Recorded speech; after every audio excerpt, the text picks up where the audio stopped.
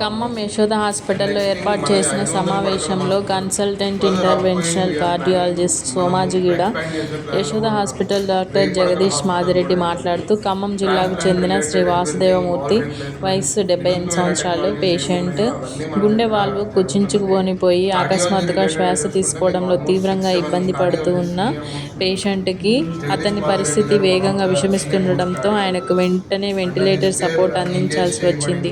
Echocardiography మరియు city అయోర్టోగ్రఫీ పరీక్షలు నిర్వహించగా గుండెలోని అయోర్టిక్ వాల్వ్ తీవ్రంగా ఇరుకైనట్లు నిర్ధారణ అయింది.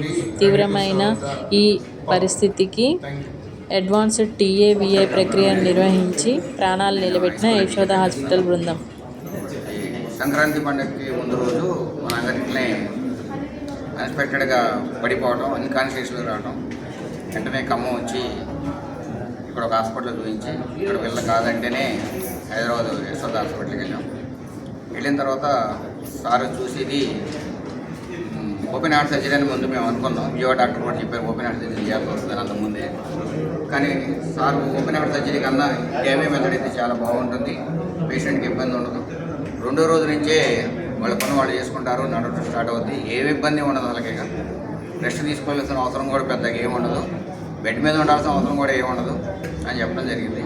సో దాని ప్రకారం ట్రీట్మెంట్ అయితే TAVI మెథడ్లోనే చేయించిన తర్వాత అన్నట్టుగానే ఒక్కరోజు ICUలో ఉంచారు. తెల్లవారి నైట్ మళ్ళీ హైదరాబాద్ నుంచి మేము తిరుగు రావడం జరిగింది. కారులోనే వచ్చాం, అంబులెన్స్లో రావాలనుకున్నాం, కానీ సార్ అసలు అంబులెన్స్ ఎందుకు, ఇంకా కారులోనే వెళ్ళిపోవచ్చు హ్యాపీగా అన్నారు. వచ్చిన ఒక్కరోజు మాత్రమే నడవలేకపోయారు, కాళ్ళు పట్టేసింది, వారం రోజులు పట్టి ఉండబట్టి. తర్వాత ఇక ఫిజియోథెరపీ చేసిన తర్వాత బాగా నడుస్తూనే ఉన్నారు, వాష్రూమ్ కూడా వెళ్తూనే ఉన్నారు, వాళ్ళ ట్యాబ్లెట్ వాళ్ళు చేసుకుంటున్నారు. మనకి ఇక ఇంటి దగ్గర అయితే ఇబ్బంది అయితే ఏమీ లేకుండా దైనందిన కార్యక్రమాలన్నీ కూడా నడుపుకుంటున్నారు. సో ఈ మెథడ్ మాకు అంతమంది అయితే తెలియదు, సార్ చెప్పిన తర్వాతనే తెలిసింది TAVI మెథడ్ అనేది. సార్కి ధన్యవాదాలు, నమస్కారం. ఇప్పుడు పేషెంట్కి ఎన్ని సంవత్సరాలు ఉంటాయి? 77 సంవత్సరాలు. ఇప్పుడు స్టేబుల్గా ఉన్నాడా? స్టేబుల్గా ఉన్నారు. సాటిస్ఫాక్షన్ అయ్యారుగా మీరు? ట్రీట్మెంట్ అయితే సాటిస్ఫాక్షనేగా? Okay right. వచ్చారా ఈరోజు కూడా? Okay right. కారణంగానే పడుతూ ఉంటారు, లేదంటే కొంతమంది అశ్రద్ధ చేయడం, లేదంటే వయసు రీత్యా అని అనుకుంటుంటారు. అలా అయినప్పుడు మాత్రమే దీనిలో సడన్ కార్డియాక్ అరెస్ట్ చనిపోవడం జరుగుతుంది. కానీ యూజువల్గా అయోర్టిక్ స్టెనోసిస్లో 1 year వరకు కూడా టైం ఉంటుంది. సో ఈ 1 year లోపు మనం సఫిషియెంట్ టెస్ట్లు, పరీక్షలు చేయించుకొని సకాలంలో ట్రీట్మెంట్ చేయించుకుంటే ఎటువంటి ప్రాబ్లం లేకుండా ఉంటుంది. అండ్ ఇది వాల్వ్ కూడా కన్ఫర్మ్ చేసుకోవాలి.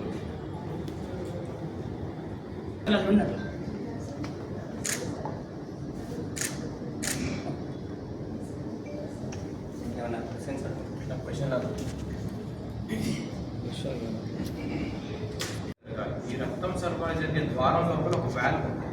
ఆ వాల్వ్ వయసు రీత్యా క్యాల్షియం డిపాజిట్ అవడం వల్ల నిదానంగా ఆ వాల్వ్ చిన్నదవడం, సో నిదానంగా బ్లడ్ సప్లై అనేది ఎంటైర్ బాడీకి తగ్గుతుంది. సో ఎప్పుడైతే ఎంటైర్ బాడీకి బ్లడ్ సప్లై తగ్గుతుందో పేషెంట్కి ఆయాసం రావడం జరుగుతుంది, కొంతమందికి ఛాతీలో నొప్పి వస్తుంది, అండ్ మరీ ముఖ్యంగా లేట్ స్టేజ్లో కళ్ళు తిరిగి పడుతుంటుంది. సో ఈ 3 సిమ్టమ్స్ అంటే ఆయాసం, ఛాతీలో నొప్పి, కళ్ళు తిరగటం, ఈ 3 కలిపి SAD కాంప్లెక్స్ అంటాం. సో ఇది కనుక ఉంటే అయోర్టిక్ స్టెనోసిస్ సివియర్గా ఉందని ఎక్కువగా మనం చూస్తాం.